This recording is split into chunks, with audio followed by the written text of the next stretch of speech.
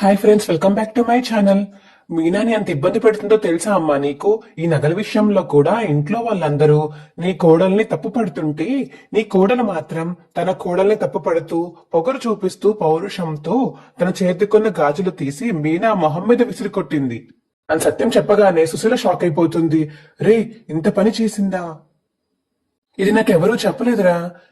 ఏమనుకున్నావు నీ కోడలంటే? మరి సరేరా, ఈ విషయం గురించి నేను తర్వాత మాట్లాడతాను, కానీ ప్రభాని వెళ్ళి మీనా అని క్షమాపణ అడగ మాత్రం ఎవరు చెప్పకండిరా. అదేంటమ్మా అలా అంటావు? తను పొగరుతో చేసిన పనులను కూడా సమర్థించమంటావా? సమర్థించమని నేను చెప్పట్లేదురా, కానీ ప్రభా గురించి నీకు తెలుసు కదా, ముందు నుంచి కూడా మీనాని చులకనగానే చూస్తుంది. తన మనసులో మీనా మీద ఎప్పుడూ మంచి అభిప్రాయమే లేదు. ఇప్పుడు మళ్ళీ మనం కొత్తగా ఈ క్షమాపణలు చెప్పించడం చేస్తే ఆ కోపం మరింత ఎక్కువ అవుతుందిరా. దాన్నే మనసులో పెట్టుకుని మీనాని మరింత హింసిస్తుంది. ఇదంతా అవసరం అంటావా మనకి? ఒరే సత్యం, ఎప్పటి సమస్యలు అప్పుడే తీరిపోవాలిరా. దాన్ని గురించి మళ్ళీ తర్వాత ఆలోచించుకునే అవసరం రాకూడదు. అంటే ఇప్పుడు తన చేసిన తప్పుకి శిక్ష ఉండకూడదంటావా అమ్మా? తప్పదురా, ఇది కుటుంబం రా. ఈ కుటుంబం బాగుండాలంటే మనం కొన్ని భరించాల్సిందే. మన వాళ్ళు చేసిన తప్పులను క్షమించగలగాలి అని సుశీల అంటుంది. అంతేకాని ఇలా చిన్నపిల్లల ఆటలాగా మాట్లాడను అంటూ దూరం పెడుతుంటే చివరికి ఒంటరిగా మిగిలిపోయేది నువ్వేరా. నువ్వు అర్థం చేసుకోరా, వెళ్ళి తనతో మాట్లాడరా. ఏమో అమ్మా, నా మనసు ఒప్పుకోవట్లేదు. ఒరే సత్యం, ఎన్ని సంవత్సరాలుగా తనని భరుస్తూనే ఉన్నావు కదా. నీ మనసు నీ మాట వినాలి. నేనేం చెప్పినా నీ మంచి కోసమే చెప్తానని నీకు తెలుసు కదా సత్యం. నా మాట మీద ఏమాత్రం గౌరవం ఉన్నా వెంటనే వెళ్లి ప్రభాతో మాట్లాడు అని సుశీలమ్మ అంటుంది. సరేనమ్మా అని చెప్పి సత్యం అంటే, సరే పదరా కిందకి పద అని చెప్పి ఇద్దరు కిందకి వస్తారు. కింద ఇంకందరూ వెయిట్ చేస్తూ ఉంటారు సత్యం కోసం. సుశీల అప్పుడే తీసుకుని వస్తుంది సత్యంని. అందరూ ఇక్కడుంటే నువ్వు పక్క రాష్ట్రంలో కూర్చున్నావేంటి ప్రభా, రాయిటు అని సుశీలమ్మ పిలుస్తుంది ప్రభావతిని. అబ్బో, ఏంటి ప్రభా ఇది? నువ్వు ఇంటి ఇల్లాలివి. ఈ ఇంటికి ఒక సమస్య వస్తే కూర్చుని అందరితో మాట్లాడి పరిష్కారం చెయ్యాలి. అంతేకాని మనోజ్ గారు చేసిన తప్పుని కప్పిపుచ్చడానికి నువ్వు ఇంకో తప్పు చేసి దొరికిపోయి అందరి ముందు అవమానాలు పాలవడం ఏమన్నా బాగుందా? నిన్నే అడిగేది, ఇది ఏమైనా బాగుందా? బాగుండదు అత్తయ్య. ముఖ్యంగా నీ భర్తకి తెలియకుండా నువ్వు ఎప్పుడూ నిర్ణయాలు తీసుకోకు. మంచైనా చెడైనా వాడికి తెలిసే జరగాలి. నేనేం కావాలని చేయలేదు అత్తయ్య. మనోజ్ గాడు మోసపోయి రోహిణికి దొరికిపోయి వాళ్ళ మధ్య సమస్యలు వస్తాయని నగలు తాకట్టు పెట్టుకోమని ఇచ్చాను. కానీ వాడు ఆ నగలు అమ్మేసిన తర్వాతే నాకు చెప్పాడు. అందుకు నేను వాడిని ఏం క్షమించలేదు. రోజు బంగారం తెచ్చిమ్మని అడుగుతూ ఉన్నాను. అవునమ్మమ్మా అని రోహిణి అంటుంది. ఇందులో తప్పుది మనోజ్ది ఉంది. అత్తయ్యకి తెలియకుండే జరిగింది అని రోహిణి అంటుంటే, తెలిసిన తర్వాత ఏం జరిగింది, ఏం ఒరిగింది? నీకు తెలిసింది ఏం జరిగింది? గుడి చప్పుడు కాకుండా దాచులనే ప్రయత్నం జరిగింది, అంతే కదా? సరే, జరిగిందేదో జరిగింది. సత్యం, ప్రభా ఇద్దరూ మాట్లాడుకుని రాజీకి రండి అని సుశీలమ్మ అంటుంది. మా సంగతి తర్వాతమ్మా. నా కోపం వచ్చింది ఎక్కడంటే, వాడు అమ్ముకున్నాడని తెలుసు, అదే ఇచ్చిందని కూడా తెలుసు. అయినా సరే మీనా వాళ్ళమ్మ మీద నీ మీద నిందలు వేసింది. అక్కడ నాకు మండుతుందమ్మా. నీకు మీనాకి క్షమాపణ చెప్పమని చెప్పు అని చెప్పి సత్యం అంటాడు. మీరు నా అత్తగారు కాబట్టి నేను మీకు క్షమాపణ చెప్తాను. దానికి చెప్పడం నా వల్ల కాదు అని ప్రభావతి అంటుంది. నువ్వు నాకేమీ క్షమాపణ చెప్పాల్సిన అవసరం లేదు ప్రభా. చూసావా అమ్మా పొగరు? ఇంత జరిగిన దాని అహంకారం తగ్గలేదు. మీనా మీద, ఆవిడ పుట్టింటి మీద నేరం మోపినందుకు అది క్షమాపణ చెప్పి తీరాల్సిందేనమ్మా. ఊరుకోర సత్యం. కోడళ్ల ముందు, కొడుకుల ముందు నా కోడలు విలువ తగ్గిస్తానని ఎలా అనుకున్నావు నువ్వు? ఇప్పుడు క్షమించమని అడగకపోతే మీనా ఏమీ అనుకోదు. నా కోడల్ని దాని కోడళ్ల ముందు అవమానించడానికి నేను రాలేదురా. మీ ఇద్దరి మధ్య బంధాలు, పట్టింపులు ఉండకూడదని సర్ది చెప్పడానికి వచ్చాను. వీళ్ళని అందరి ముందు మాట్లాడుకుని లేరు బామ్మ. ఇద్దరిని గదిలోకి తోలి బయట గడిగి పెట్టేద్దాము అని పాలు అంటాడు. మంచి ఆలోచనేరా ప్రభా. సరేనా అని సుశీలమ్మ అంటుంటే, సరే అత్తయ్య. గదిలోకి వెళ్ళాక నా చెంప పొగ కొడతారా అని చెప్పేసి ప్రభావతి అడుగుతుంది. కొట్టేవాడే అయితే నీకో తప్పు బయటపడ్డ రోజే కొట్టేవాడు. వాడు భార్య విలువ వాడు తగ్గించలేదు. సత్యం, వెళ్ళండిరా. ఏంటమ్మా ఇవన్నీ? నేను చెప్తున్నాను వెళ్ళండి. గదిలోకి వెళ్ళి ఏకాంతంగా మాట్లాడుకోండి, మనసు విప్పి మాట్లాడుకోండి. ఎలా ఉంటే ఇక నుంచి ఇంట్లో గొడవలు రావో చర్చించుకోండి. వెళ్ళండి అని ఇక సుశీల చెప్పడంతో వెళ్ళండి వెళ్ళండి అని బాలు గెంటుతాడు ఇక ప్రభావతిని సత్యంని రూమ్ లోకి. ఫస్ట్ నైట్ రూమ్ లోకి పంపించినట్టుంది అని చెప్పేసి ఇక శృతి అంటుంటే రవి శృతి డోర్ మూసేస్తాడు. ఇక ప్రభావతి సత్యం రూమ్ లో ఉంటారు. ప్రభావతి సిగ్గుపడుతూ ఉంటుంది. సత్యం మాత్రం కోపంగా ప్రభావతిని చూస్తూనే ఉంటాడు. ఇక కింద అందరూ వెయిట్ చేస్తూ ఉంటారు ఏం జరుగుతుందా అని. సత్యంకి ఇంకా దగ్గు వస్తూ ఉంటే ప్రభావతి వాటర్ బాటిల్ తీసుకుని వస్తుంది. సత్యం కోపంగా చూసి ఇక వాటర్ బాటిల్ అయితే తీసుకొని తన దగ్గర నుంచి ఆతలికి వెళ్ళు అని చెప్పి సత్యం అంటాడు. అని చెప్పేసి ఇక వాటర్ బాటిల్ పక్కన పెట్టేస్తుంది ప్రభావతి. ఏంటి చడి చప్పులు లేదు అని సుశీలమ్మ అంటుంటే అమ్మ కంచుకంఠం మూగుపోయి మోగడం లేదు అని బాలు అంటాడు. పదర వెళ్ళి చూద్దామని సుశీల అంటుంటే సరే పదండి అని పైకి వెళ్తారు ఇంక ఇంట్లో వాళ్ళందరూ. రే సత్యం, తలుపు తీయచ్చా అని సుశీలమ్మ అడుగుతుంది బయట నుంచి. అందుకోసం ఎదురు చూస్తున్నానమ్మా అని సత్యం అంటాడు. ఇక తలుపు తీస్తారు. వీళ్ళు ఇంకా అటు ఇటు నుంచి చూసి షాక్ అయిపోయేలా చూస్తూ ఉంటారు. ఏంట్రా ఇది? తూర్పు పడమర ఎదురెదురు నింగి నేల ఎదురెదురు అని చెప్పేసి ఇక బాలు అయితే పాట పాడతాడు.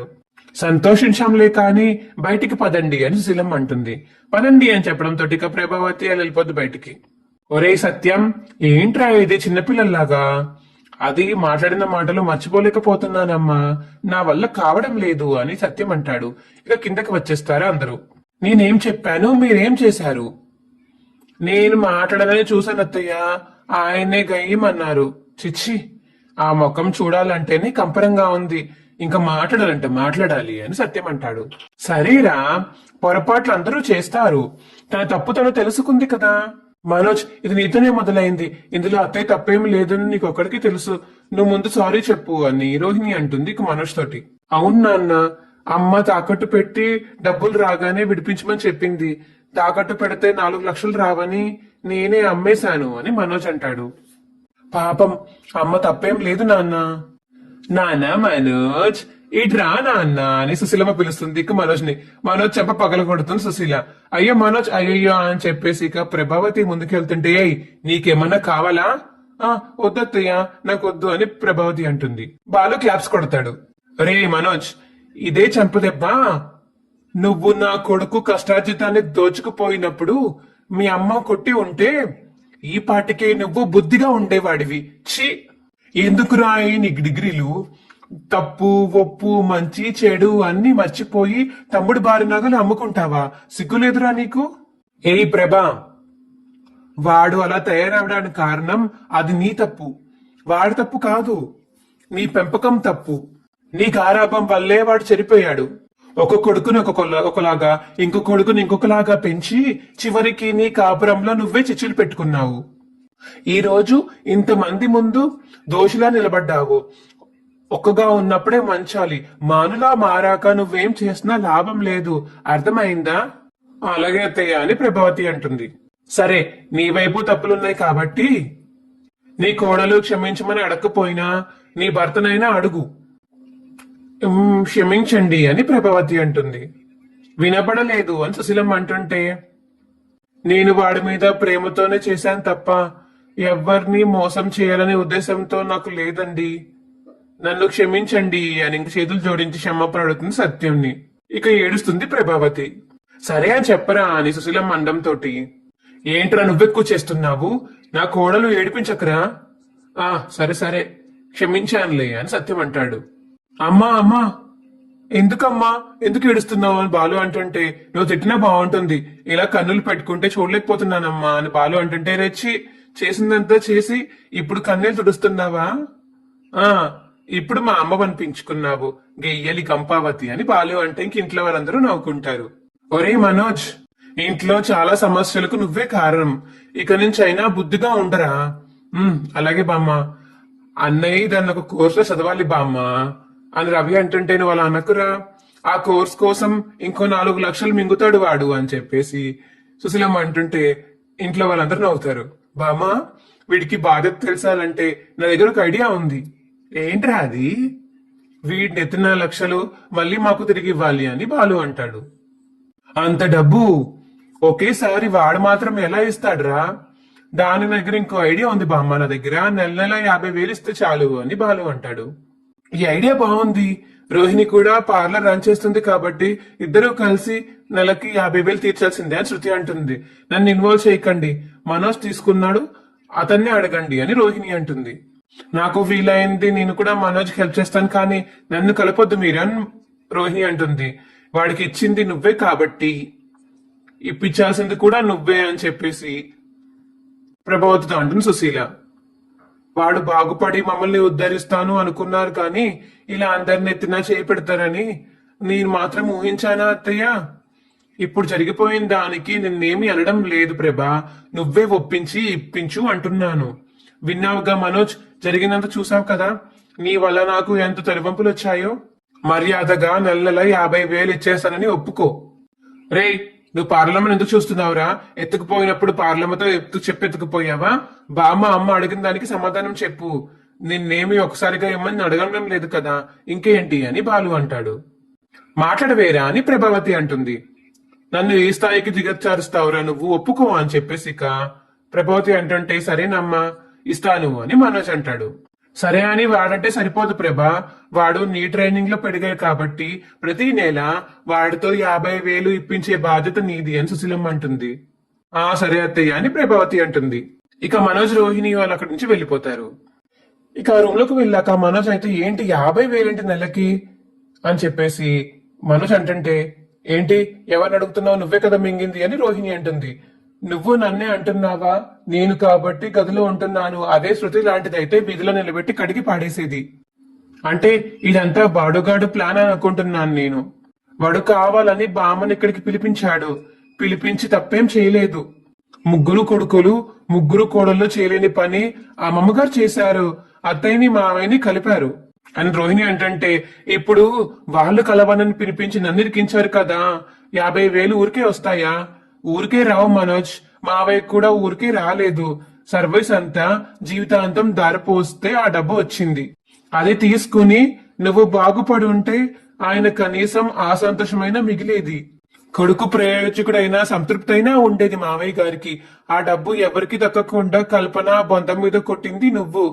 కానీ తిరిగి రాబట్టాను కదా అని మనోజ్ అంటుంటే, ఎవరు నువ్వా? కల్పనాన్ని చూడగానే కొంచెం లావయ్యావు అన్నవు, నువ్వు రాబట్టేవాడివి. నా గుండె ముక్కలు చేయకు కల్పన అని భగ్న ప్రేమికుల్లా మాట్లాడే నువ్వు దాని నుంచి డబ్బులు రాబట్టేవాడివి.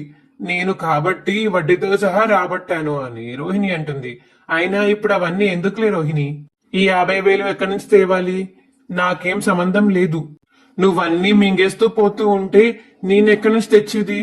ఇక నుంచి అయినా మోసపోకుండా, షాప్ లో గుర్రు పెట్టి నిద్రపోకుండా షాప్ ని రన్ చేసి డెవలప్ చేసి లాభాలు తెచ్చిపెట్టి నిన్ను నువ్వు ప్రూవ్ చేసుకో. లేదంటే నిన్ను బాలు బఫూని చేస్తాడు, మీ నాన్నగారు చెమటంటారు, మీ అమ్మ దద్దం అంటారు అని రోహిణి అంటుంటే, అబ్బా ఆపు రోహిణి, వాళ్ళు అనడమేమో కానీ వాళ్ళని అడ్డం పెట్టుకుని నువ్వు నన్ను తిడుతున్నట్టుంది. అబ్బా మనోజ్ చూడు, మావయ్య గారు రిటైర్మెంట్ డబ్బులు నీకు భాగం ఉంది కదా, 40 లక్షలు అని భయపడకు. ముగ్గురు 3 ఆటోలు వేసుకోవాల్సిందే. ముందు నెలకి 50,000 ఇవ్వడం మొదలు పెట్టు అని రోహిణి అంటుంటే, అదిగా అమ్మ వచ్చింది అని ఇక ప్రభావతిని లోపల తీసుకొస్తాడు. అమ్మ ఏదో ఒకటి చెయ్యమ్మా, పదరా పద పద అని చేపట్టుకుని బయట తీసుకెళ్తుంటే ప్రభావతి, నువ్వు నేను గుడి ముందు కూర్చుని అడుగు తిందాము అని ప్రభావతి అంటుంటే, వదిలమ్మా, ఏంటమ్మా అందరు నన్నే అంటారు, అన్నిటికీ కారణం నువ్వే కాబట్టి. నీ వల్ల మీ నానమ్మ అందరి ముందు నా పరువు తీసింది. నేను ఏది చేసినా నీ కోసమే చేశాను. నీ వల్లే నిండా మునిగిపోయి దొరికిపోతున్నాను. నా విలువ పోగొట్టుకున్నాను. మా అత్తగారు నా మీద ఎలా అరుస్తున్నారో చూసావు కదా రోహిణి. అంటే అమ్మమ్మ గారి వల్లే మావయ్య మీరు మాట్లాడుకుంటున్నారు కదా అత్తయ్య. ఆవిడ చెప్పింది కాబట్టి మాట్లాడుతున్నారు. ఆయన నన్ను ఇంకా ఏం క్షమించలేదు అని ప్రభావతి అంటుంది. వీటన్నిటికీ కారణం ఆ మీనా. దానికి తోడు వీడు చేసిన పనులు. ఎన్ని తలనొప్పులు తెస్తావురా నాకు నువ్వు. నేను మోసం చేయాలనుకోలేదమ్మా, మోసపోయాను అని మనసు అంటుంటే, కానీ నీ మీద జాలి కలగడం లేదునా. ఒక్కసారి మోసపోతే అది వేరు. ప్రతి విషయంలోనూ నువ్వు మోసపోతూనే ఉన్నావు. నీ అదృష్టం కొద్దీ నిన్ను అర్థం చేసుకునే భార్య దొరికింది.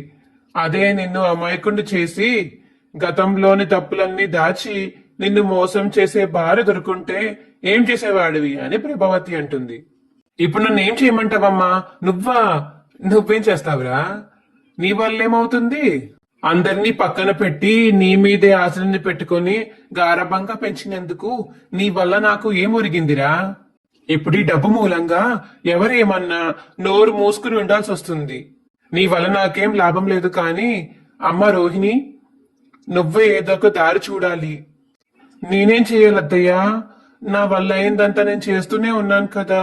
నీ వల్ల కాదమ్మా, మీ నాన్న వల్ల అవుతుంది కదా. ఆయనతో చెప్పి డబ్బు ఏర్పాటు చెయ్యి.